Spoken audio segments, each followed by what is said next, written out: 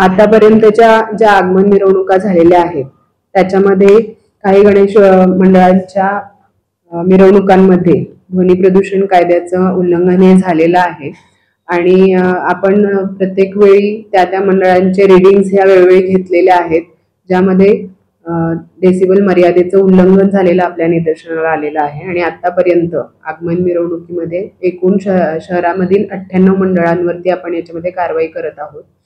वास्तविक पाहता ध्वनी मर्यादा ओलांडल्यानंतर जे काही ध्वनी प्रदूषण निर्माण करणारी यंत्रणा आहे, डॉल्बी असतील किंवा इतर काही स्पीकर्स असतील, तर त्या जप्ती करण्याचे अधिकार आम्हाला आहेत।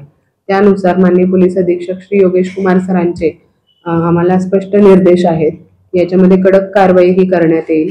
डॉल्बी हे जप्त करण्याची कारवाई देखील आम्ही यामध्ये करणार आहोत।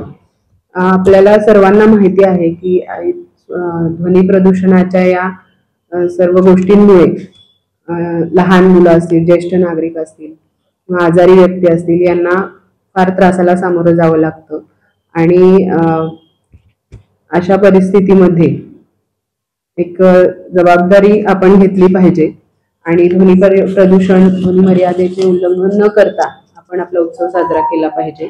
याच्यामध्ये कोल्हापूर पोलीस दलाकडून स्ट्रिक्ट ऍक्शन घेण्याच्या यावर्षीची मोडस असणार आहे आणि डॉल्बी ह्या जप्त केल्या जातील। त्याचबरोबर जे काही मंडळाचं उल्लंघन करतील त्यांच्यावरती कडक कायदेशीर कारवाई करण्याची भूमिका ही आमची राहणार आहे। आतापर्यंत किती गुन्हे दाखल झाले आणि यावेळी आवाज वाढवले किंवा कापा फोडल्या अशा कोणती फलक देखील काही मंडळांच्याकडून दाखवले झाले होते, याच्याकडे पोलिसांनी काय कारवाई?